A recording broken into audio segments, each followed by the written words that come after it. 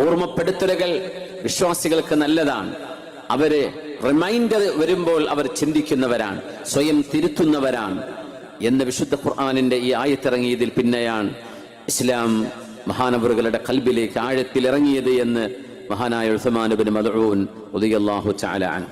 നാളെ നരകവാസികളായ ആളുകളെ അള്ളാഹു വിചാരണ ചെയ്യുമ്പോ എന്തുകൊണ്ട് നിങ്ങൾ നരകത്തിൽ കടന്നു എന്നതിന് വിശുദ്ധ ഖുർആൻ അവരോട് ചില ചോദ്യങ്ങൾ ചോദിക്കുന്നുണ്ട്. എന്തേ നിങ്ങൾക്ക് പറ്റിയത്, നിങ്ങൾക്ക് എന്തുകൊണ്ട് നരകം കിട്ടാൻ കാരണമായി എന്ന് നിങ്ങൾ ചിന്തിക്കുന്നുണ്ടോ എന്ന് അള്ളാഹുവിന്റെ ഒരു ചോദ്യമുണ്ട്. ഖാലൂ ലം നകു മിനൽ മുസല്ലീൻ. അള്ളാഹുവേ ഞങ്ങൾ നിസ്കരിച്ചവരായിരുന്നില്ല, അള്ളാഹുവേ ഞങ്ങൾ നിസ്കരിച്ചവരായിരുന്നില്ല.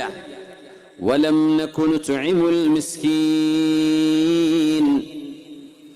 മിസ്കീന്മാർക്ക് ഭക്ഷണം കൊടുക്കുന്നവരുമായിരുന്നില്ല ഞങ്ങൾ. ബിസ്മില്ലാഹിർ റഹ്മാനിർ റഹീം.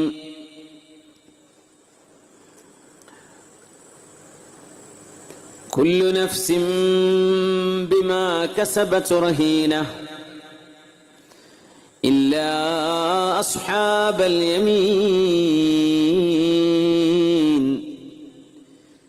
ഫീ ജന്നാത്തിൻ യതസാഅലൂൻ അനിൽ മുജ്രിമീൻ മാ സലകകും ഫീ സഖർ قالوا لم نك من المصلين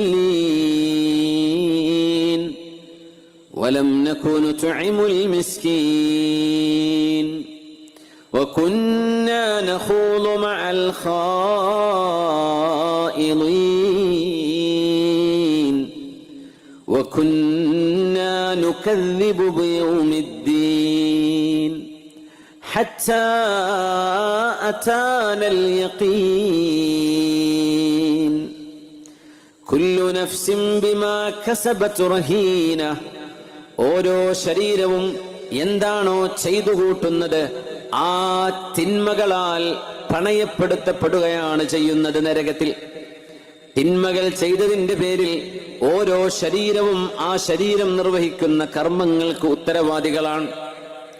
ഇസ്ലാം നൽകുന്ന ഏറ്റവും വലിയ പ്രത്യേകത ഈ അക്കൗണ്ടബിലിറ്റിയാണ്, ഉത്തരവാദിത്വ ബോധമാണ്. നമ്മൾ ചെയ്യുന്ന കർമ്മങ്ങൾക്ക് നമ്മൾ ഉത്തരവാദികളാണ്. നമ്മുടെ കർമ്മങ്ങളാണ് നരകത്തിൽ നമ്മളെ പിടിച്ചു വെക്കുന്നത്.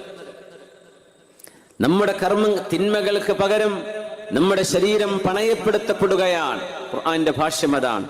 കുല്ലു നഫ്സിൻ ബിമാ കസബത് റഹീന ഇല്ലാ അസ്ഹാബൽ യമീൻ. നേർമാർഗത്തിന്റെ വലതുപക്ഷത്തിന്റെ ആളുകൾ ഒഴികെ. യമീൻ എന്ന് പറഞ്ഞാൽ വലതുപക്ഷം എന്നാണ്. അത് ഇടത് വലതെന്ന് പറയുന്ന പക്ഷമല്ല, നന്മയുടെ പക്ഷത്തിനാണ് അസ്ഹാബുൽ യമീൻ. ഫീ ജന്നാതി യതസാഅലൂൻ. സ്വർഗ്ഗലോകത്തേക്ക് എത്തുമ്പോൾ അവരുടെ കൂടെയുണ്ടായിരുന്ന കൂടെ പഠിച്ച നാട്ടുകാരും അല്ലാത്തവരുമായ ആളുകളെ കുറിച്ച് അവർ ചോദിക്കും സ്വർഗ്ഗലോകത്ത്. അനിൽ മുജ്രിമീൻ. തിന്മകളുടെ പക്ഷം ചേർന്ന് നിന്ന ആളുകളെ കുറിച്ച് അവർ ചോദിക്കും. മാ സലകകും ഫീ സഖർ. എന്തേ നിങ്ങൾ കത്തിയാളുന്ന തീജ്വാലകളാൽ നിറഞ്ഞ നരകത്തിലേക്ക് എന്തുകൊണ്ട് കടന്നു എന്ന് നരകവാസികളായ സ്വന്തം പരിചയക്കാരിലെ തിന്മകൾ ചെയ്തിരുന്നവരെ കുറിച്ച് സ്വർഗവാസികൾ അവരോട് ചോദിക്കും. എന്തേ നിങ്ങൾക്ക് നരകം നൽകപ്പെടാൻ കാരണം? ആരൂ. ആ ചോദ്യങ്ങൾക്ക് മറുപടി പറയും നരകവാസികൾ. ഖാലൂ ലം നകു മിനൽ മുസല്ലീൻ. ഞങ്ങൾ നിസ്കരിക്കുന്നവരായിരുന്നില്ല എന്ന് പറയുന്ന ജീവകാരുണ്യ പ്രവർത്തനങ്ങളുമായി നമ്മുടെ പ്രവർത്തകന്മാർ വരുമ്പോൾ ഇതിന് ഞാനൊന്നും തരില്ല എന്ന് പറഞ്ഞവരായിരുന്നു ഞങ്ങൾ. അവർക്ക് അല്ല വേണമെങ്കിൽ അല്ല കൊടുക്കൂലായിരുന്നോ, നമ്മൾ എന്തിനാ ബക്കറ്റുമായി ഇറങ്ങുന്നത് എന്ന് ചോദിച്ച് പരിഹസിച്ചവർ. ഖാലൂ ലം നകു മിനൽ മുസല്ലീൻ വലം നകു നുത്ഇമുൽ മിസ്കീൻ. മിസ്കീന്മാർക്ക് ഭക്ഷണം കൊടുക്കാത്തവരായിരുന്നു ഞങ്ങൾ. വകുന്നാ നഖൂദു മഅൽ ഖായിദീൻ.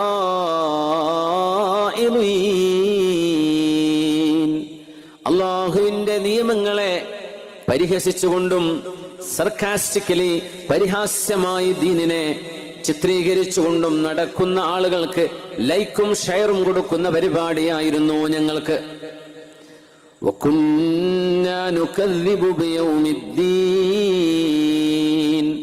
വിചാരണയുടെ ഒരു നാള് വരാനുണ്ട് എന്ന് പണ്ഡിതന്മാർ പറഞ്ഞു തന്നപ്പോൾ, വിശുദ്ധ ഖുർആനിന്റെ വചനങ്ങൾക്ക് അർത്ഥം പറഞ്ഞു തന്നപ്പോൾ,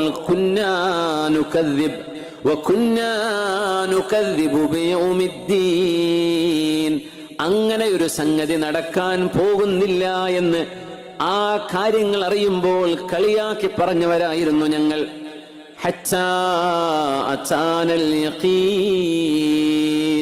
മരണം വരുന്നതുവരെ നിരീശ്വരവാദ പ്രസ്ഥാനങ്ങളിലായിരുന്നു ഞങ്ങൾ ഇടം പിടിച്ചത്. മരണം വരുന്നതുവരെ മതനിരാസത്തിന്റെ പക്ഷത്തായിരുന്നു ഞങ്ങൾ നിലനിന്നത്. എന്നാൽ ആ യഖീനായ ജീവിതത്തിന്റെ യാഥാർത്ഥ്യങ്ങളെ മറനീക്കി പരലോകത്തിന്റെ അവസ്ഥകളെ അല്ലാഹു കണ്ണിൽ കാണിച്ചു തരുന്ന മരണം ആസന്നമായപ്പോൾ ഞങ്ങൾക്ക് ബോധ്യമായി, ഞങ്ങൾ കേട്ടിരുന്നത് സത്യമായിരുന്നു എന്ന്. പക്ഷേ ഒരു തിരിഞ്ഞു നടത്തം, പക്ഷേ ഒരു പശ്ചാത്താപം, പക്ഷേ ഒരു പിറകോട്ടുള്ള ഒരു യാത്ര സാധ്യമാകാത്ത വിധം ഞങ്ങളുടെ മുമ്പിൽ ഇരുളടയുകയായിരുന്നു. ഞങ്ങൾക്ക് തിരിഞ്ഞു നടക്കാൻ സാധിച്ചില്ല.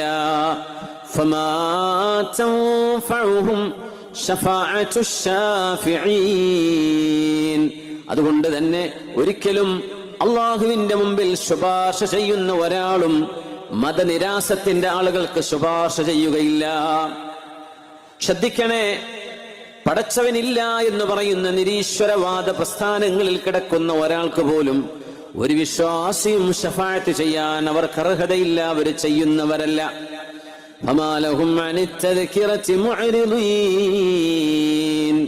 മരണത്തിന്റെ മുമ്പ് തിരിഞ്ഞു നടക്കാൻ ഇനിയും അവസരമുണ്ട്.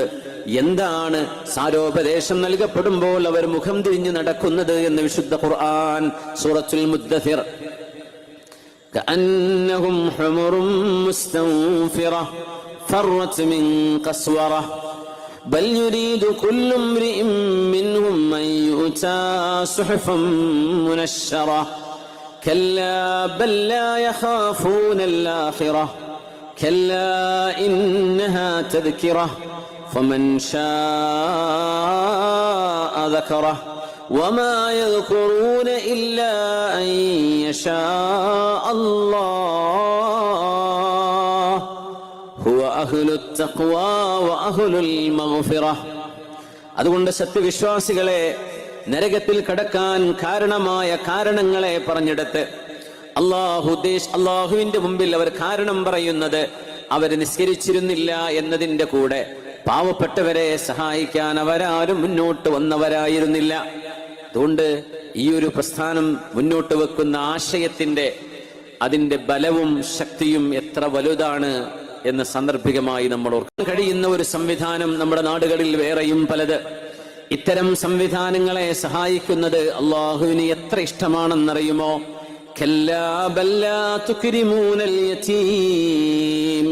നിങ്ങൾ യതീമുകളെ ബഹുമാനിക്കുന്നില്ലയോ? വലാ തഹാളൂന അലാ തുആമിൽ മിസ്കീൻ, മിസ്കീന്മാരായ ആളുകൾക്ക്, പാവപ്പെട്ടവർക്ക് ഭക്ഷണം കൊടുക്കാൻ നിങ്ങൾ എന്തേ ആരെയും പ്രേരിപ്പിക്കാത്തത്? മിസ്കീന്മാർ നമ്മൾ അറിയണം, ഫഖീറിനേക്കാളും സ്വൽപ്പം മിച്ചമുള്ള ആളാണ് ഒരു മിസ്കീൻ എന്ന് പറയുന്നത്. ഫഖീർ എന്നാൽ എല്ലാ നിലക്കും വഴിമുട്ടിയ ആളാണ്. മിസ്കീന്മാർ ചെറുതായെങ്കിലും പിടിച്ചു നിൽക്കാൻ കഴിയുന്നവരാണ്. അവർക്കൊന്നും ചെയ്യേണ്ടതില്ല എന്ന്, സഹായം ചെയ്യണ്ടയോ എന്ന് ആലോചിക്കുമ്പോഴേക്കും അവർക്കൊരു കുഴപ്പവുമില്ലല്ലോ എന്ന് പറഞ്ഞ്, എന്നാൽ അവരുടെ യഥാർത്ഥ അവസ്ഥ എന്താണെന്ന് അവിടെ പുക ഉയരാതെ, നല്ലൊരു ഭക്ഷണം കഴിക്കാതെ, പട്ടിണി കൊണ്ട് മാനം മറക്കാൻ ഒരു മനുഷ്യനോട് കൈനീട്ടാതെ ജീവിക്കുന്ന അഭിമാനികളായ മിസ്കീനുമാർ നമ്മുടെ നാടുകളിലുണ്ട്. ഇമാം ശാഫിഈ തങ്ങൾ മിസ്കീനും ഫഖീറും തമ്മിലെ വ്യത്യാസം പറഞ്ഞെടുത്ത് സൂറത്തുൽ കഹ്ഫിലെ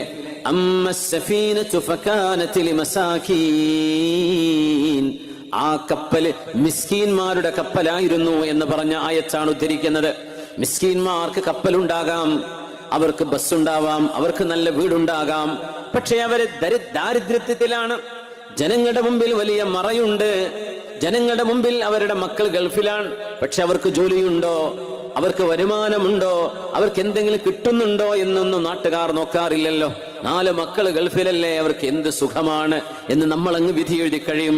ഒരുപക്ഷെ അവർ മിസ്കീന്മാരാണ്, ദാരിദ്ര്യത്തിന്റെ കൈപ്പിനീർ അനുഭവിക്കുന്നവരാണ്. ആ വീടുകളിലേക്ക് ഒരു നേരത്തെ അന്നം കിട്ടാതെ വിഷമിക്കുന്ന വീടുകൾ ഉണ്ടാകാം. എന്നാൽ ഫക്കീറുമാർ, നാട്ടുകാർക്ക് മുഴുവൻ അറിയാം അവർ ഫക്കീറാണെന്ന്. അവർക്ക് ഭക്ഷണം ഒരുപക്ഷെ ഏറെ കിട്ടുന്നുണ്ടാകാം. അവിടെ മക്കളെ വിവാഹം ചെയ്താൽ അടുത്തൊരു കുട്ടിയെ കെട്ടിക്കാനുള്ളത് മിച്ചം വന്നേക്കാം. ഒരു മിസ്കീൻ അങ്ങനെയല്ല. ഒരു മോളെ കല്യാണം കഴിച്ചാൽ മരണം വരെ കടക്കാരായി മാറുന്നവരായിരിക്കാം. അതുകൊണ്ട് മിസ്കീന്മാരെയും ഫക്കീറുമാരെയും ഒരുപോലെ നിങ്ങൾ ശ്രദ്ധിക്കണേ. നിങ്ങളുടെ മുമ്പിൽ ജനങ്ങളുടെ മുമ്പിൽ വന്ന് കൈനീട്ടി ചോദിക്കുന്ന സ്വഭാവം അവർക്കില്ല. അങ്ങനത്തെ മിസ്കീന്മാരുണ്ട്. അവരെ നിങ്ങൾ സംരക്ഷിക്കണമേ, അവർക്ക് നിങ്ങൾ ഭക്ഷണം കൊടുക്കാൻ പ്രേരണയെങ്കിലും ചെയ്യണമേ എന്ന് വിശുദ്ധ ഖുർആൻ. എന്നിട്ട് അല്ലാഹു പറയുന്നു,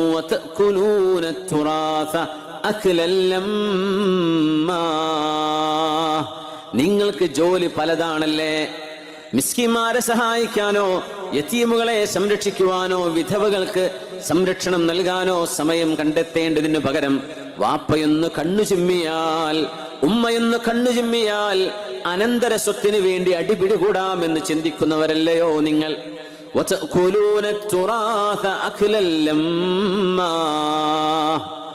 അനന്തര സ്വത്ത് ഓഹരി വെക്കാനല്ലയോ നിങ്ങൾ വെപ്രാളം കൂട്ടുന്നത്? ഒരു മയ്യത്ത് ഖബറിലേക്ക് എത്തിക്കഴിയുമ്പോഴേക്കും ആർക്കാണാവോ വീട്, ആർക്കാണ് റോഡിന്റെ സൈഡിലുള്ളത്, ആർക്കാണോ പീഡിക റൂം, ആർക്കാണ് ആ സ്ഥലം, ആർക്കാണ് ഇത് എന്ന് പറഞ്ഞ് അടിപിടിയായി. നിങ്ങൾ ഇങ്ങനെ വാപ്പമാർ, നിങ്ങളുടെ ഉമ്മമാർ ഉപേക്ഷിച്ചു പോകുന്ന സ്വത്തിന് വേണ്ടി അടിപിടി കൂടുകയാണല്ലേ.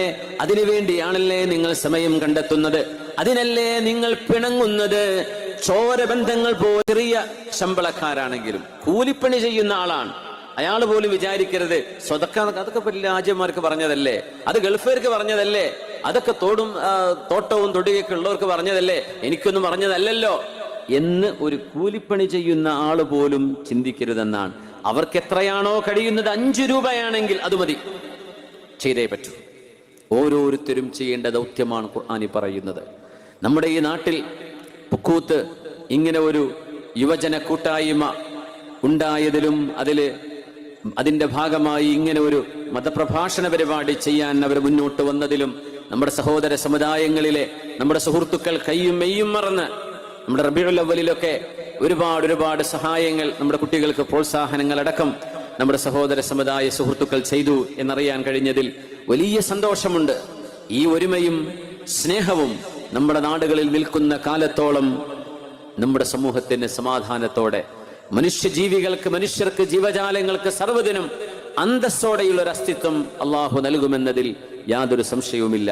അള്ളാഹു റബ്ബുൽ ഇസ്സത്ത് നമ്മുടെ വീടുകളിൽ, നമ്മുടെ നാടിൽ, നമ്മുടെ ഇന്ത്യയിൽ, ലോക രാജ്യങ്ങളിൽ എവിടെയൊക്കെ പ്രയാസങ്ങളും യുദ്ധങ്ങളും നടക്കുന്നുണ്ടോ അവിടെയൊക്കെ അള്ളാഹു സമാധാനവും സന്തോഷവും നീതിയും അള്ളാഹുവിന്റെ ഭാഗത്തുള്ള സക്കീനത്തും ഇറക്കി അള്ളാഹു സഹായിക്കട്ടെ.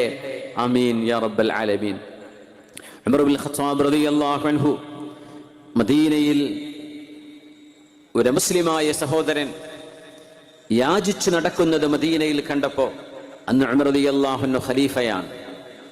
ഒരു ജൂതനായ മനുഷ്യൻ മദീനയുടെ തെരുവുകളിൽ വല്ലതും തരണേ, എനിക്ക് ജീവിക്കാൻ പട്ടിണിയാണ്, എനിക്ക് എന്തെങ്കിലും തരണേ എന്ന് പറഞ്ഞ് ആ മനുഷ്യൻ കൈനീട്ടി നടക്കുമ്പോ ഉമർ റളിയല്ലാഹു അൻഹു ഇസ്ലാമിന്റെ ഖസാനയിലേക്ക് ആ മനുഷ്യന്റെ കൈപിടിച്ച് കൊണ്ടുപോയത് ചരിത്രം രേഖപ്പെടുത്തിയിട്ടുണ്ട്. മഹാനവറുകൾ പറഞ്ഞു, മാ അൻസഫ്നാക് ഇൻ കുന്നാ അഖദ്നാ മിൻകൽ ജിസിയത ഫീ ശബീബതിക് ثم ضيعناك في كبرك. വൃദ്ധനായ വന്യവയോധികനായ അഹ്ലു കിതാബിൽപ്പെട്ട ഈ മനുഷ്യനോട് ഉമർ എന്നവർ പറയാൻ, നിങ്ങൾ ആരോഗ്യത്തിലുണ്ടായിരുന്ന കാലം നിങ്ങൾ ജിസിയ നൽകിയവരാണ്. ജിസിയ എന്ന് പറയുന്നൊരു സംവിധാനം ഇസ്ലാമിക ഗവൺമെന്റുകൾക്ക് കീഴിലുണ്ട്. അത് പലപ്പോഴും തെറ്റിദ്ധരിക്കപ്പെടാറുണ്ട്. ചില ആളുകളെങ്കിലും അതിനെ ശരിക്കും മനസ്സിലാക്കാറില്ല. എന്താണ് ജിസിയ എന്ന് പറഞ്ഞാൽ? ടാക്സ് എന്ന് നമുക്ക് തത്വത്തിൽ പറയാം.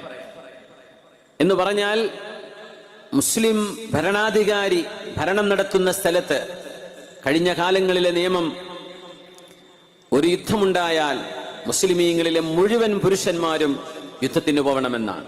പ്രായപൂർത്തിയായ മുഴുവൻ ആളുകളും. പട്ടാളമെന്ന ജോലിയില്ല, അത് ജീവിതത്തിന്റെ ധർമ്മമാണ്. എല്ലാവരും രാജ്യത്തിന്റെ ബോർഡർ കാക്കാൻ പോയിരിക്കണം, അതന്ന് നിയമമാണ്. ആ ഒരു നിയമം നടപ്പാകുമ്പോ മുസ്ലിമീങ്ങളല്ലാത്ത ആ നാട്ടിൽ ജീവിക്കുന്ന ആളുകൾ അവരുടെ ജീവന് വേണ്ടി, മുസ്ലിമീങ്ങളായ ആളുകൾ ജീവൻ കൊടുക്കാൻ വേണ്ടി യുദ്ധമുഖത്തേക്ക് പോകുമ്പോ ഒരു അമുസ്ലിമിനും യുദ്ധത്തിന് പോവൽ നിർബന്ധമില്ല. അവരൊരിക്കലും അതിന് വിളിക്കൂല, അവരെ നിർബന്ധിക്കുകയും. അവർക്ക് വേണമെങ്കിൽ പോകാം. പക്ഷേ ഒരു മുസ്ലിം പോയേ പറ്റൂ. വൻപാപങ്ങളിൽപ്പെട്ട വൻപാപങ്ങളെ 9 എണ്ണമായി നിബിധങ്ങൾ എണ്ണിയത് ഹജ്ജത്തുൽ വിദാഇന്റെ പ്രഭാഷണത്തിൽ കാണാൻ കഴിയും. എത്രയാണ് നബിയെ കബീറത്തുകൾ, വൻപാപങ്ങൾ എന്ന് ഒരു സ്വഹാബി ഹബീബിനോട് ചോദിച്ചപ്പോ അവിടുന്ന് കൊടുത്ത മറുപടിയിൽ കാണാം, യുദ്ധം നടക്കുമ്പോ ആരെങ്കിലും പിന്തിരിഞ്ഞോടിയാൽ അത് വൻപാപങ്ങളിൽപ്പെട്ട വൻപാപമാണ്. അങ്ങനെ യുദ്ധമുഖത്തേക്ക് രാജ്യത്തിന് പ്രതിസന്ധി ഉണ്ടായാൽ, സുരക്ഷിതത്വത്തിന് ഭീഷണിയുണ്ടായാൽ മുസ്ലിമീങ്ങളായ പുരുഷന്മാർ മുഴുവൻ യുദ്ധത്തിലേക്ക് പോകണം. അവർ മുഴുവൻ കൊല്ലപ്പെട്ടേക്കാം. പക്ഷേ ഒരമുസ്ലിമും യുദ്ധത്തിലേക്ക് പോവേണ്ടതില്ല. അതിന് പകരം, അവർക്ക് സംരക്ഷണം നൽകുന്നതിന് പകരം അവർ കൊടുക്കേണ്ട ഒരു കരമാണ്, ഒരു ഫീസാണ് ജിസിയ എന്ന് പറയുന്നത്. അവർക്ക് എല്ലാ തരത്തിലുമുള്ള സ്വാതന്ത്ര്യം, എല്ലാ തരത്തിലുമുള്ള സുരക്ഷിതത്വം മുസ്ലിം ഭരണത്തിന്റെ കീഴിലുണ്ടാകും. പക്ഷെ അവർ കൊടുക്കേണ്ടത്, അതിന് നിശ്ചിത തുക അവര് ജിസിയ കൊടുക്കണം. എന്തിനെന്നറിയോ? അവരുടെ ജീവന് മുസ്ലിമീങ്ങൾ ജീവൻ കൊടുത്ത് സംരക്ഷണം കൊടുക്കുന്നതിന് പകരമാണത്. മഹാനായ ഫാറൂഖ് റളിയല്ലാഹു അൻഹു ഈ അഹ്ലി കിതാബിൽപ്പെട്ട ജൂതനെ വിളിച്ചു കൊണ്ടുപോയിട്ട് പറഞ്ഞ വാക്കുണ്ട്, മാ അൻസഫനാഖ്, നിങ്ങളോട് ഞങ്ങൾ നീതി ചെയ്തില്ലല്ലേ? നിങ്ങളുടെ യൗവനകാലം നിങ്ങൾ ഞങ്ങൾക്ക് ജിസിയ തന്നവരാണ്. ആ ജിസിയ ഞങ്ങൾ സ്വീകരിച്ചു. പക്ഷേ നിങ്ങൾക്ക് വാർദ്ധക്യമുണ്ടായപ്പോ, നിങ്ങൾക്ക് ജീവിക്കാൻ വകയില്ലാതെ ആയല്ലേ, നിങ്ങൾ ബുദ്ധിമുട്ടിയല്ലേ, നിങ്ങൾക്ക് യാചിക്കേണ്ട ഗതികേട് വന്നോ? മഹാനവറുകൾ പറഞ്ഞു, ആ മനുഷ്യന്റെ ജീവിതത്തിന് ആവശ്യമായ എല്ലാം ബൈത്തുൽ മാലിൽ നിന്ന്, മുസ്ലിമീങ്ങളുടെ ഖസാനയിൽ നിന്ന് ഈ ജൂതന് കൊടുക്കണമെന്ന് മഹാനായ ഫാറൂഖ് റളിയല്ലാഹു അൻഹു ഉത്തരവിട്ടുകൊണ്ടൊരു കാര്യം പറഞ്ഞു. ഇതൊരു അമുസ്ലിമിന്റെ മാത്രം വിഷയമല്ല. ലൗമാത ജമലുൻ ദയാഅൻ അലാ ശത്തിൽ ഫുറാത്ത്, യൂഫ്രട്ടീസ് നദി ഒഴുകുന്ന നാടുകൾ ഇറാഖിലൂടെ ഒരു മനുഷ്യന്റെ വിഷയത്തിൽ മാത്രമല്ല, ജീവജാലങ്ങൾക്ക് പോലും സൗകര്യം ചെയ്തു കൊടുത്തില്ലെങ്കിൽ, അവരുടെ ജീവന് ഭീഷണിയാകുന്ന വിധം സാഹചര്യങ്ങളെ സുരക്ഷിതമാക്കി കൊടുത്തില്ല എങ്കിൽ, അവർക്ക് പ്രയാസങ്ങളും ബുദ്ധിമുട്ടുകളും ഉള്ള ഇടങ്ങളിൽ എന്റെ നോട്ടം എത്തിയില്ല എങ്കിൽ അള്ളാഹുവിന്റെ മുമ്പിൽ ഉമർ ചോദ്യം ചെയ്യപ്പെടുമെന്ന് മഹാനായ ഫാറൂഖ് റളിയല്ലാഹു അൻഹു പ്രഖ്യാപിച്ചത് ഈ ജൂതനായ വൃദ്ധനായ മനുഷ്യന്റെ കൈപിടിച്ചു കൊണ്ടുപോയി, ഇനി നിങ്ങൾ യാചിക്കരുത്, ഇനി നിങ്ങൾ കൈനീട്ടരുത്, നിങ്ങളുടെ അഭിമാനം വലുതാണ്, നിങ്ങൾക്ക് ജീവിക്കാൻ ആവശ്യമായ റേഷൻ മുസ്ലിമീങ്ങളുടെ ബൈത്തുൽ മാലിൽ നിന്ന് നിങ്ങൾക്ക് ഞങ്ങൾ നൽകിയിരിക്കുമെന്ന് മഹാനായ ഫാറൂഖ് റളിയല്ലാഹു തആല അൻഹു. ഇന്നല്ലാഹ യഅ്മുറുകും അൻ തുഅദ്ദുൽ അമാനാതി ഇലാ അഹ്ലിഹാ വഇദാ, ആരാണോ നിങ്ങളെ ഏതെങ്കിലും ഒരു വിഷയം വിശ്വസിച്ചേൽപ്പിക്കുന്നത്, ആ വിഷയത്തിൽ വിശ്വാസ വഞ്ചന നടത്തരുതെന്നും, നിങ്ങൾ ജനങ്ങൾക്കിടയിൽ വിധി പറയുകയാണെങ്കിൽ, നിങ്ങൾ നീതിയുക്തമായിട്ടേ വിധി പറയാൻ പാടുള്ളൂ. നിങ്ങളുടെ മറുപക്ഷം ആരാണെങ്കിൽ പോലും, നിങ്ങളുടെ ശത്രുവാണെങ്കിൽ പോലും, നിങ്ങൾ ആ ശത്രുവിനെ ശത്രുവായല്ല കാണേണ്ടത്, നീതിയുടെ കണ്ണിലൂടെ കാണണം. ആർക്കാണ് അവകാശമെങ്കിൽ ആ അവകാശമാണ് നിങ്ങൾ വകവെച്ചു കൊടുക്കേണ്ടത്. നീതിയാണ് അല്ലാഹു ഇഷ്ടപ്പെടുന്നത് എന്ന് വിശുദ്ധമായ ഖുർആൻ. അലി റളിയല്ലാഹു തആല അൻഹും ഒരു ജൂതനായ മനുഷ്യനും മഹാനായ ഉമർ ഇബ്നുൽ ഖത്താബ് റളിയല്ലാഹു അൻഹുവിന്റെ മുമ്പിൽ വിധി പറയാൻ വേണ്ടി, വിധി കേൾക്കാൻ വേണ്ടി വന്നിരിക്കുകയാണ്. അന്ന് ഖലീഫയാണ് ഉമർ റളിയല്ലാഹു അൻഹു, ഖലീഫയാണ്, അന്നത്തെ ജഡ്ജ് തന്നെ. ഉമർ റളിയല്ലാഹു അൻഹുവിന്റെ മുമ്പിലേക്ക് വരുമ്പോ അന്നത്തെ ഒരു നിയമമുണ്ട്, വാദിയും പ്രതിയെയും കോടതി ഒരു ബെഞ്ചിലാണ് ഒരുമിച്ചാണ് ഇരുത്തുക, എന്നിട്ടാണ് വാദം കേൾക്കുക.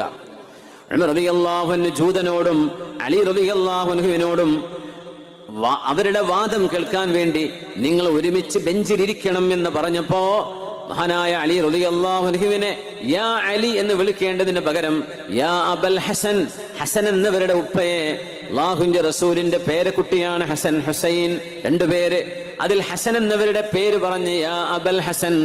അബുൽ ഹസൻ എന്നത് അലി റളിയല്ലാഹു അൻഹുവിന്റെ ലഖബ് പേരാണ്, അവരുടെ സ്ഥാനപ്പേരാണ്, അവരുടെ കുഞ്ഞത്താണ് മഹാനായ അലി റളിയല്ലാഹു അൻഹുവിന്റെ. യാ അബൽ ഹസൻ, ഹസൻ എന്നവരുടെ വാപ്പയെ. അത് സ്നേഹത്തോടെ വിളിക്കുന്ന പേരാണത്. സ്വന്തം പേര് വിളിക്കുന്നതിന് പകരം മുതിർന്ന ആൺകുട്ടിയുടെ പേരിലേക്ക് ചേർത്തിയിട്ട് ആ മോന്റെ ഉപ്പ എന്ന് പറയുന്ന രീതി നമ്മുടെ മലയാളത്തിലൊന്നും നമ്മൾ അങ്ങനെ ചെയ്യാറില്ല. പക്ഷെ അറബികളിൽ അത് സുലഭമാണ്. യാ അബൽ ഹസൻ.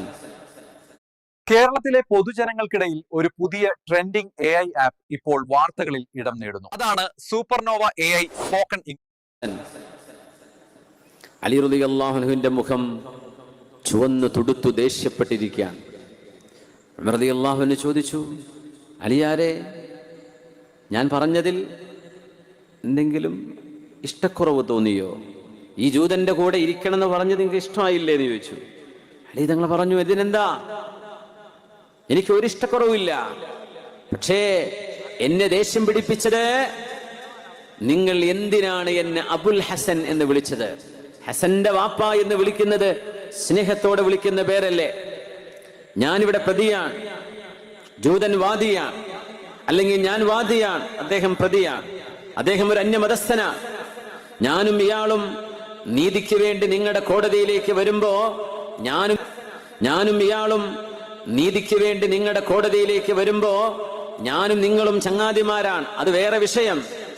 ഈ മനുഷ്യൻ വിചാരിച്ചു പോകില്ലേ, ജഡ്ജിയുടെ സുഹൃത്താണ് എന്റെ പ്രതി, അതുകൊണ്ടല്ലേ അബുൽ ഹസൻ എന്ന് വിളിക്കുന്നത്. യാ അലി ഇജ്ലിസ് മഅ ഖസ്മിക്, അലിയാരെ, നിങ്ങളുടെ പ്രതിയോഗിയുടെ കൂടെ നിങ്ങൾ ഇരിക്കണമേ എന്ന് പറയേണ്ടതിന് പകരം നിങ്ങൾ എന്നെ അബുൽ ഹസൻ എന്ന് വിളിച്ചല്ലേ. എനിക്കത് ഇഷ്ടമായിട്ടില്ല. ഈ മനുഷ്യൻ എന്താ വിചാരിക്കുക? അയാൾ വിചാരിക്കൂലേ, ഈ ജഡ്ജി ഇയാളുടെ സുഹൃത്താണ്, അതുകൊണ്ട് ഒരിക്കലും എനിക്ക് ഈ കോടതിയിൽ നീതി ലഭിക്കില്ല എന്ന് ആ മനുഷ്യൻ ഇസ്ലാമിനെ കുറിച്ച് തെറ്റിദ്ധരിക്കൂലേ? അതുകൊണ്ട് ഉമറേ, അബുൽ ഹസൻ എന്ന് എന്നെ വിളിച്ചത് ശരിയായില്ല, എനിക്കതിൽ നിങ്ങളോട് പ്രതിഷേധമുണ്ട് എന്ന് മഹാനായ അലി ഇബ്നു അബീ ത്വാലിബ് റളിയല്ലാഹു അൻഹു. ഇതാണ് ഇസ്ലാം.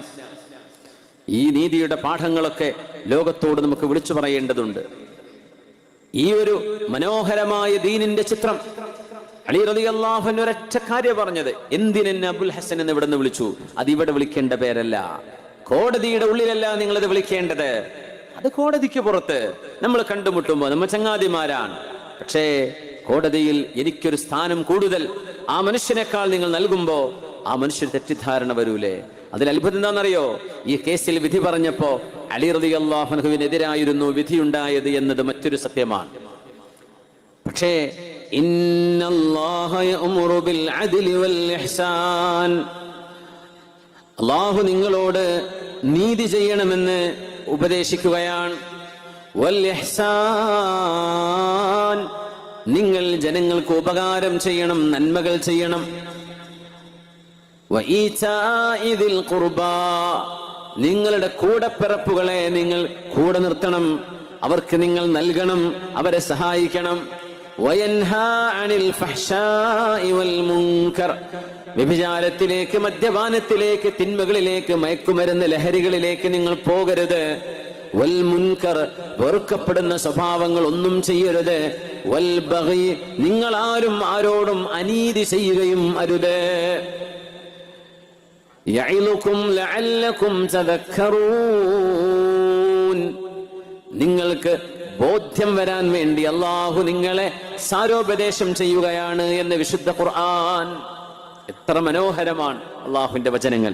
ഇതാ, നമുക്ക് നമ്മുടെ ഈ പരിപാടിയുടെ വിജയത്തിന് വേണ്ടി നിങ്ങളുടെ ഒക്കെ സഹായം ആവശ്യമുണ്ട്.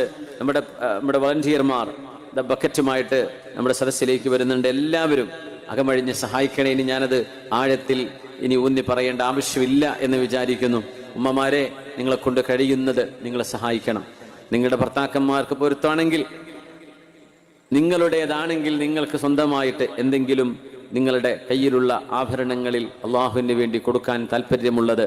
ഈ സദസ്സിനോളം പുണ്യമായൊരു ലക്ഷ്യം വെക്കുന്ന മറ്റൊന്ന് നമുക്കിവിടെ മുമ്പിലില്ല. അതുകൊണ്ട് എല്ലാവരും അകമഴിഞ്ഞ് സഹായിക്കണേ. നമ്മുടെ മനസ്സിന്റെ ഉദ്ദേശങ്ങളെ അള്ളാഹു അറിയുന്നവനാണ്. അള്ളാഹു അത് സഫലമാക്കി തരട്ടെ. എല്ലാവരും ഒന്ന് എഴുന്നേറ്റ് ഒരു 3 സ്വലാത്ത് ചൊല്ലിയിരിക്കാം. നിങ്ങൾക്കൊരു ഉന്മേഷവുമായി നമ്മുടെ കുട്ടികൾ വരുമ്പോഴേ ആ പേഴ്സൊക്കെ ഒന്ന് എടുക്കാനൊരു സൗകര്യമായി.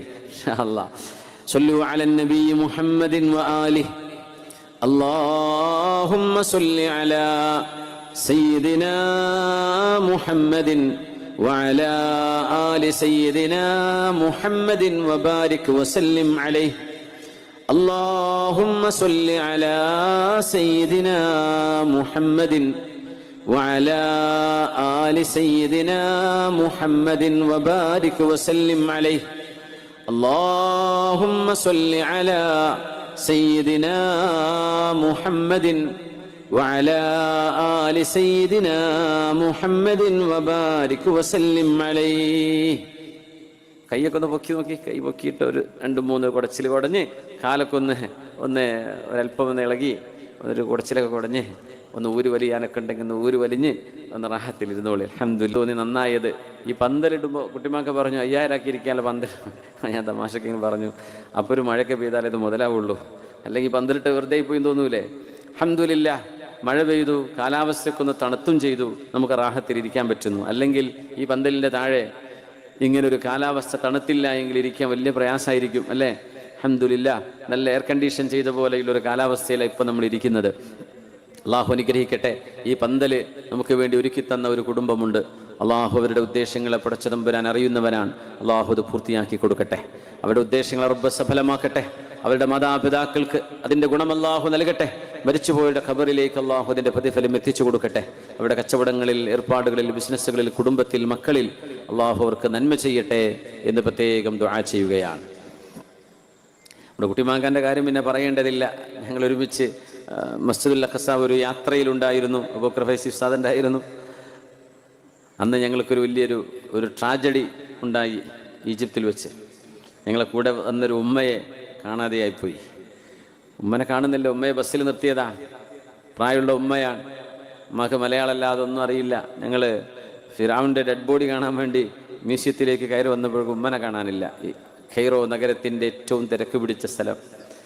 സർവ്വ CCTV നോക്കി, പോലീസുകാർ മുഴുവൻ ഓടി നടന്നു. സർവ്വ മോർച്ചറിയിൽ വരെ ഞങ്ങൾ നോക്കി. ഹോസ്പിറ്റൽ മുഴുവൻ ചെക്ക് ചെയ്തു. ഉമ്മക്ക് വല്ലതും സംഭവിച്ചോ? പ്രായമുള്ള ഉമ്മയായിരുന്നു. എറണാകുളത്തിൽ ഞങ്ങളുടെ സുഹൃത്തിൻ്റെ ഉമ്മയാണ്. അള്ളാഹു ആ ഉമ്മാക്കും നമ്മുടെ സുഹൃത്തിൻ്റെ വാപ്പാക്കും അവരൊക്കെ കൂടെ ഉണ്ടായിരുന്നു. അവർക്കൊക്കെ അള്ളാഹു ദീർഘായുസ്സും ആഫിയത്തും നൽകട്ടെ. ആ ഉമ്മ ബസ്സിൽ നിന്ന് ഇറങ്ങിപ്പോയതാണ്. ഉമ്മാക്ക് ചെറിയൊരു മരുന്ന് കുടിക്കേണ്ടതുണ്ടായിരുന്നു, മെഡിക്കേഷൻ ഉണ്ടായിരുന്നു. ഉമ്മ അത് കുടിച്ചിട്ടില്ലായിരുന്നു. ഷുഗറുണ്ട്. 2 മണിക്കൂർ ആ ഒരു മ്യൂസിയത്തിൻ്റെ ഉള്ളിൽ നടന്നിട്ട് ഉമ്മ ക്ഷീണിച്ചു പോവണ്ട എന്ന് വിചാരിച്ച് ഉമ്മയോട് ബസ്സിലിരിക്കാൻ വേണ്ടി പറഞ്ഞതാ. ആ ഉമ്മ നടന്ന് 4-5 കിലോമീറ്റർ നടന്നു പോയിട്ടുണ്ട്. അതും 4 കവലകൾ. ഈജിപ്ത് അറിയാലോ, ഭയങ്കര തിരക്കാണ്. തിരക്ക് എന്ന് പറഞ്ഞാൽ എനിക്കൊന്ന് ഇന്ത്യ കഴിഞ്ഞാൽ പിന്നെ ഓട്ടോറിക്ഷ കാണുന്ന സ്ഥലമാണത്. ഇഷ്ടംപോലെ തുക്തുക്കുന്നവർ പറയാം. ഓട്ടോറിക്ഷയും വണ്ടികളും അങ്ങോട്ടും ഇങ്ങോട്ടും ജനങ്ങളും തിങ്ങി നിറഞ്ഞ 4 കവലകളാൽ നിറഞ്ഞ ഈജിപ്തിൻ്റെ ഹൃദയഭാഗം, ഖൈറോയുടെ ഹൃദയഭാഗം. ഞങ്ങളൊക്കെ പേടിച്ച് ഉച്ചയ്ക്ക് ഞങ്ങളാരും ഭക്ഷണം കഴിച്ചില്ല. ആ ഉമ്മയെ തിരഞ്ഞു കിട്ടുമ്പോഴേക്കും 4 മണിക്കൂർ എങ്ങാനും കഴിഞ്ഞിട്ടുണ്ട്. ആരും ഭക്ഷണം കഴിച്ചില്ല. ഈ ഉമ്മ ഭക്ഷണം കഴിക്കാതെ എവിടെയെങ്കിലും വീണു പോയിട്ടുണ്ടാവോ? അത് വെള്ളം കുടിച്ചിട്ടുണ്ടാവില്ല. അതിനാരോടും ചോദിക്കാനും അറിയില്ല. ഈ ഉമ്മയെ എവിടെ ചെന്ന് തിരയും? റോഡും നഗരങ്ങളും. അപ്പോഴാ കുട്ടിമാക്കാൻ്റെ നേതൃത്വത്തിൽ ഒരു സംഘം നമ്മുടെ പ്രവർത്തകർ ഞങ്ങളുടെ ഇറങ്ങി തിരയാൻ പോവാണ്. അബൂബക്കർ ഉസ്താദ്, ഫൈസി ഉസ്താദ് ഒരു ദിക്റും ചൊല്ലിയിട്ട് ഒരു ഫാത്തിഹ ഓതി യാസീൻ ഓതാനും പറഞ്ഞ് അല്ലേ, മാഷാ അള്ളാഹ് അങ്ങോട്ട് തിരച്ചു തുടങ്ങി. കുട്ടിമാങ്കി ടീമും ഒരൊറ്റ പോക്ക് പോയി. അതായത് ഒരു സിഗ്നൽ കഴിഞ്ഞ് നേരെ മുമ്പോട്ട് പോയി. പിന്നെ ഉമ്മ റൈറ്റ് പോയിരിക്കുക, ലെഫ്റ്റ് പോയിരിക്കുക, ബാക്കോട്ട്, അതൊക്കെ ഉണ്ട്, സാധ്യത ഉണ്ട്. പക്ഷെ അവരങ്ങ് മുന്നോട്ട് തന്നെ പോയി. ഒരുപാട് കവലകൾ കഴിഞ്ഞ് കിലോമീറ്റർ അപ്പുറത്തെത്തി. അള്ളാഹു തോന്നിപ്പിക്കുകയാണ്. ആ ഉമ്മൻ്റെ അവിടെ ഏതോ ഒരു ടാക്സിക്കാരനോട് ഇങ്ങനെ കഴുത്തിൽ അൽഹിന്ദിൻ്റെ മാലുണ്ട്, അപ്പോഴാ തിരിച്ചറിയണത്, റബ്ബേ അമ്മ ഈ ഉമ്മാനെയാണ് നമ്മൾ തിരഞ്ഞെടുക്കുന്നത്. അങ്ങനെ അവിടെ നിന്ന് ടാക്സിക്ക് വിളിച്ച് കൊണ്ടുവന്നു. ആ വലിയ ദൗത്യത്തിന് നേതൃത്വം കൊടുത്ത മഹാനാണ് ഈ കുട്ടിമാക്ക.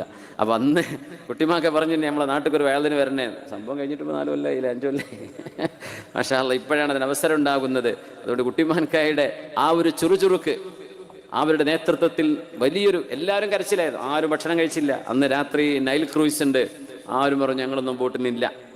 എന്ത് ബോട്ടി, ഉമ്മാനെ കാണാനല്ലോ. എല്ലാവരും കരച്ചിലാണ്. ഉമ്മൻ്റെ മക്കളുണ്ട്, മരുമകളുണ്ട്, കുട്ടികളുണ്ട്, വേറെ കുട്ടികളൊക്കെ കരച്ചിലാണ്. അൽഹംദുലില്ലാഹ്, അള്ളാഹുവിൻ്റെ തൗഫീഖോടുകൂടെ ആ നഗരത്തിൻ്റെ തിരക്കിനിടയിൽ നിന്ന് ആ ഉമ്മയെ കണ്ടുകിട്ടിയത് ഇപ്പോഴും മറക്കാൻ കഴിയില്ല. കാരണം അതിൻ്റെ സാധ്യത വളരെ വളരെ കുറവാണ്. കാരണം ആ ഉമ്മ എങ്ങോട്ടും തിരിഞ്ഞു പോകാം. ഒരടി നടക്കാൻ പറ്റാതെ ഉമ്മ 4 കിലോമീറ്റർ നടന്നു പോയിട്ടുണ്ട് ഒറ്റയ്ക്ക്. എങ്ങനെ ഇതൊക്കെ സംഭവിച്ചു അല്ലാഹു അഅലം. ഉച്ചക്ക് 2 മണിക്ക് തുടങ്ങിയ തെരച്ചിൽ ഒടുവിൽ ആ ഉമ്മയെ കിട്ടുന്നത് വൈകിട്ട് മഗ്രിബും കഴിഞ്ഞ് 7-7:30 മണിക്കാണ് ഉമ്മയെ കിട്ടി എന്ന ഒരു ന്യൂസ് കിട്ടുന്നത്. യാ അല്ലാഹ്, അല്ലാഹുവേ. അപ്പം അവിടെ തന്നെ കുട്ടിമാൻക പ്രോആക്റ്റീവാണ്. ഞങ്ങളുടെ കൂടെ യാത്ര ചെയ്യുന്നു എന്നൊരൊറ്റ വിഷയമുള്ളൂ. കുട്ടിമാൻക ഞങ്ങളങ്ങ് ഇറങ്ങട്ടെ.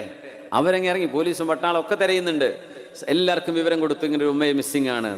പക്ഷേ മാഷാ അല്ലാഹ്, ഭക്ഷണം കഴിക്കാതെ വയറൊട്ടിയ ആ ഒരു ശരീരവുമായി അന്ന് കുട്ടിമാങ്കയുടെ നേതൃത്വത്തിലുള്ള ഒരു സംഘം ആളുകൾ തെരഞ്ഞ തെരച്ചിലും ആ ഒരു ത്യാഗവും മറക്കാൻ കഴിയില്ല. അള്ളാഹു അതിനൊക്കെ അർഹമായ പ്രതിഫലം കൊടുക്കട്ടെ എന്ന് നിങ്ങൾക്ക് വേണ്ടി, എല്ലാവർക്കും വേണ്ടി ഞാൻ ദുആ ചെയ്യുകയാണ്. അള്ളാഹു സുബ്ഹാനഹു വ തആല അത്തരം നല്ല മനുഷ്യരുടെ ഒരു കൂട്ടായ്മയാണ് നമ്മുടെ ഈ പുക്കൂത്ത് പ്രദേശം. ഇവിടുത്തെ സുമനസ്സുകളുടെ ഈ സാന്നിധ്യവും നിങ്ങളുടെ മുഖങ്ങളിലെ ഈ ഒരു പുഞ്ചിരിയും കാണുമ്പോൾ എന്തെന്നില്ലാത്ത സന്തോഷവും എന്തെന്നില്ലാത്തൊരു ആത്മനിർവൃതിയുമുണ്ട് എന്ന് ഞാൻ എൻ്റെ സന്തോഷം നിങ്ങളെ പറഞ്ഞറിയിക്കുകയാണ്. അള്ളാഹു റബ്ബുൽ ഇസ്സത്തിന്റെ സർവ്വ അനുഗ്രഹവും ഈ നാടിന്, നമ്മുടെ നാടുകൾക്കൊക്കെ അള്ളാഹു നൽകട്ടെ എന്ന് പ്രത്യേകം ദുആ ചെയ്യുന്നു. ഫഇദാ ഖുൽതും റളിയല്ലാഹു അൻഹുവിന്റെ അരികത്തുകൂടെ തങ്ങള് സൈന്യം സഫായി നിൽക്കുകയാണ്. തങ്ങളുടെ കയ്യിൽ ഒരു മിസ്വാക്കുണ്ട്. മിസ്വാക്ക് എന്ന് പറഞ്ഞാൽ അറാഖിന്റെ കഷ്ണം, ഒരു മരത്തിന്റെ കമ്പാണത്, പല്ല് ബ്രഷ് ചെയ്യാൻ ഉപയോഗിക്കുന്നത്. തങ്ങള് എല്ലാവരെയും സഫായി നിർത്തുമ്പോ ഇസ്തവിയാ സവാദ്, സവാദ് ഇബ്നു ഗസി റളിയല്ലാഹു അൻഹുവിനോട് മഹാനവറുകൾ കുപ്പായിട്ടിട്ടില്ല, യുദ്ധത്തിന്റെ പോരാളിയാണ്. അപ്പൊ വയറിങ്ങനെ മുന്നോട്ടാണ്, സഫിലേക്കൊന്ന് നേരെ നിൽക്കണേ എന്ന് പറഞ്ഞുകൊണ്ട് നബി തങ്ങൾ ആ മിസ്വാക്ക് കൊണ്ട് ഒരു ചെറിയ ഒരു തള്ളു കൊടുത്തു. സവാദ് റളിയല്ലാഹു അൻഹു അവിടെ സഫിലേക്ക് കയറി നിൽക്കുകയും ചെയ്തു. യുദ്ധം തുടങ്ങാൻ പോവാ. പുണ്യനബി തങ്ങൾ ബദറിൽ ചെയ്ത നന്മകൾ നമ്മൾ ആലോചിക്കണം. 313 വരുന്ന സ്വഹാബികൾ, 1000-ലേറെ വരുന്ന ശത്രുക്കളോട് അഭിമുഖീകരിക്കേണ്ടി വന്ന വളരെ പ്രയാസകരമായൊരു സാഹചര്യം. തങ്ങൾ അല്ലാഹുവിനോട് ദുആ ചെയ്തു. അവിടുന്ന് ദുആ ചെയ്തിട്ട് നബി തങ്ങളുടെ കുപ്പായ കൈ അങ്ങോട്ട് താഴ്ന്നു വന്നു. അന്നത്തെ കുപ്പായ കൈയൊക്കെ വലിയ നീളമുള്ള കുപ്പായ കൈയാണ്. ഫാത്തിമ ബീവി റളിയല്ലാഹു അൻഹ ഉപയോഗിച്ച വസ്ത്രം ഇന്ന് തുർക്കി മ്യൂസിയത്തിലുണ്ട്.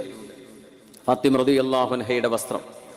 അവിടെ ഒരുപാട് അത്ഭുതങ്ങളുള്ള ഒരു മ്യൂസിയമാണ്. ലോകത്ത് ഒരിടത്തും കാണാത്ത ഇസ്ലാമിക ലോകത്തെ അത്ഭുതങ്ങളൊക്കെ കിടക്കുന്നത് തുർക്കിയിലെ ഇസ്തംബൂളിലെ ടോപ്പ് കാപ്പി പാലസ് മ്യൂസിയത്തിലാണ്. മൂസാ നബി അലൈഹിസ്സലാമിന്റെ വടി, വമാ തിൽക ബിയമീനിക യാ മൂസ, ആ വടി ഇന്ന് അവിടെ ഉണ്ട്. കാണാൻ പറ്റും. ടൂറിസ്റ്റുകൾക്ക് തുറന്നു കൊടുക്കുന്നു. എത്രയോ അത്യാവശ്യം നല്ല ഫീ കൊടുക്കണം, എന്നാൽ ഇതിനുള്ളിലേക്ക് കടക്കാൻ പറ്റൂ. കാരണം ദാവൂദ് നബി അലൈഹിസ്സലാം ഉപയോഗിച്ച വാളുണ്ടവിടെ. യഹ്യാ നബി അലൈഹിസ്സലാമിന്റെ തലയോട്ടിയുടെയും കയ്യിന്റെയും ഭാഗങ്ങൾ അവിടെ സൂക്ഷിച്ചു വെച്ചിട്ടുണ്ട്. പിന്നെ 4 ഖലീഫമാരുടെ, ഖാലിദ് ബിൻ വലീദ് തങ്ങളുടെ, മുആദ് ബിൻ ജബൽ എന്നവരുടെ, അംർ ബിൻ ആസ് റളിയല്ലാഹു അൻഹുവിന്റെ, ഇവരുടെയൊക്കെ വാളുകൾ, അവരുപയോഗിച്ച സാധനങ്ങൾ ഇന്ന് ആ മ്യൂസിയത്തിലുണ്ട്. കൂട്ടത്തിൽ അലി റളിയല്ലാഹു അൻഹുവിന്റെ 2 തലപ്പാവുകൾ, ഹുസൈൻ ബിൻ അലി റളിയല്ലാഹു അൻഹുവിന്റെ തലപ്പാവ്, പുണ്യനബി തങ്ങളുടെ ചെരുപ്പ്, അവിടുത്തെ പരിശുദ്ധമായ ശരീരത്തിലെ, അവിടുത്തെ ശിരസിലെയും താടിയിലെയും രോമങ്ങള്, ഷഅർ മുബാറക് അവിടെ ഉണ്ട്, അവിടുത്തെ നഅലുണ്ട്, നബി തങ്ങളുടെ ചെരുപ്പുണ്ട്. അങ്ങനെ ഒരുപാട് അത്ഭുതങ്ങളുള്ള ഒരു മ്യൂസിയം ഉണ്ട്. അത് ലോകത്ത് അവിടെയുള്ളൂ, വേറെ എവിടത്തും. കാരണം സൗദി അറേബ്യ അടക്കം അറബ് ലോകം 800 കൊല്ലം ഭരിച്ചവരാണ് ഉസ്മാനികൾ. അതുകൊണ്ട് അവരുടെ കയ്യിൽ ആധാറുകളുണ്ട്. ആ ആധാറുകൾ സൂക്ഷിച്ചതിന്റെ പേരിലാണ് അവർക്ക് ഇത്ര വലിയ വിജയമുണ്ടായത് എന്ന് ചരിത്ര പണ്ഡിതന്മാർ സൂചിപ്പിക്കാറുണ്ട്. ഏതായിരുന്നാലും ആ കുപ്പായൊക്കെ കാണുമ്പോഴേ വലിയ വീതിയുള്ള കൈയാണ്, നല്ല വീതിയുള്ള കൈയാണ്, അത്യാവശ്യം വീതിയുള്ള കുപ്പായങ്ങളാണത്. നബി തങ്ങൾ ധരിച്ചിരുന്നതും അങ്ങനെ തന്നെയാണ്. അതുകൊണ്ടാണ് ഇന്ന് കൈയുയർത്തിയാൽ ആ കുപ്പായം നേരെ അങ്ങ് താഴേക്ക് ഇറങ്ങും. അങ്ങനെ നബി തങ്ങളുടെ ആംപിറ്റിന്റെ വെളുപ്പ് നിറം പോലും, കക്ഷത്തിന്റെ വെളുപ്പ് നിറം പോലും ഞങ്ങൾ കണ്ടു. അങ്ങനെ നബി ഞങ്ങൾ കൈയുയർത്തി ദുആ ചെയ്തു എന്ന് കാണാൻ കഴിയും ഹദീസുകളിൽ. സിദ്ദീഖ് റളിയല്ലാഹു അൻഹു ആണ് പറഞ്ഞത്, യാ റസൂലല്ലാഹ്, പൊന്നാര നബിയെ അങ്ങ് നിർത്തിക്കോളൂ, അങ്ങ് ഇത്ര കൂടുതൽ ദുആ ചെയ്യരുത് നബിയെ, മതി, അങ്ങ് കരയരുത്, അങ്ങയുടെ കരച്ചിൽ നിർത്തണം നബിയെ, അള്ളാഹു അങ്ങയെ സഹായിക്കും, അള്ളാഹു അങ്ങയെ കൈവിടിയില്ല, അങ്ങ് നിർത്തൂ നബിയെ, അങ്ങ് ഇങ്ങനെ കരഞ്ഞു പോയാൽ അങ്ങേക്ക് ജീവൻ പോലും നഷ്ടമാകുമോ എന്ന് ഞങ്ങൾ പേടിക്കുന്നുവെന്ന് മഹാനായ സിദ്ദീഖ് റളിയല്ലാഹു അൻഹു പറയുമാർ ബദറിന്റെ മുമ്പിൽ വെച്ച് നബി ഞങ്ങൾ ദുആ ചെയ്തിട്ടുണ്ട്. അത് കഴിഞ്ഞ് തങ്ങൾ ചെയ്ത രണ്ടാമത്തെ പണി എന്താണെന്നറിയോ സ്വഹാബികളെ? നമ്മുടെ മുമ്പിലുള്ളത് രണ്ടാലൊന്നാണ്, ഒന്നുകിൽ മരണം അല്ലെങ്കിൽ വിജയം. അതുകൊണ്ട് നിങ്ങളോട് ആരോടെങ്കിലും ഞാൻ എന്തെങ്കിലും അനീതി, നിങ്ങൾക്ക് ഇഷ്ടമില്ലാത്തത് പറയുകയോ നിങ്ങളോട് പ്രവർത്തിക്കുകയോ ചെയ്തിട്ടുണ്ടെങ്കിൽ നിങ്ങൾ നിരുപാധികം എനിക്ക് മാപ്പ് നൽകണം. ഉണ്ണിനബി തങ്ങൾ പൊരുത്തം ചോദിച്ചു സല്ലല്ലാഹു അലൈഹി വസല്ലം. നമ്മൾ ഉംറക്ക് പോകുമ്പോൾ വാട്സപ്പിലാണ് ചോദിക്കുക, എന്തെങ്കിലും ഉണ്ടെങ്കിൽ പൊരുത്തപ്പെട്ടിട്ടാ ഞാൻ ഉംറക്ക് പോവുക നാളെ, അല്ലെ ഹജ്ജിന് പോവുക. മുമ്പൊക്കെ വിളിച്ചു ചോദിച്ചു, അതൊക്കെ ചെന്ന് പറഞ്ഞിരുന്നു, ആരോടെങ്കിലും കുഴപ്പമുണ്ടെങ്കിൽ പ്രശ്നങ്ങളുണ്ടെങ്കിൽ മാപ്പാക്കി തരണേ, ഞാൻ ഹജ്ജിന് പോവാൻ. വീട്ടിൽ കയറിയിട്ട് പൊരുത്തപ്പിടിച്ച് നന്നായി കെട്ടിപ്പിടിച്ച് കരഞ്ഞ്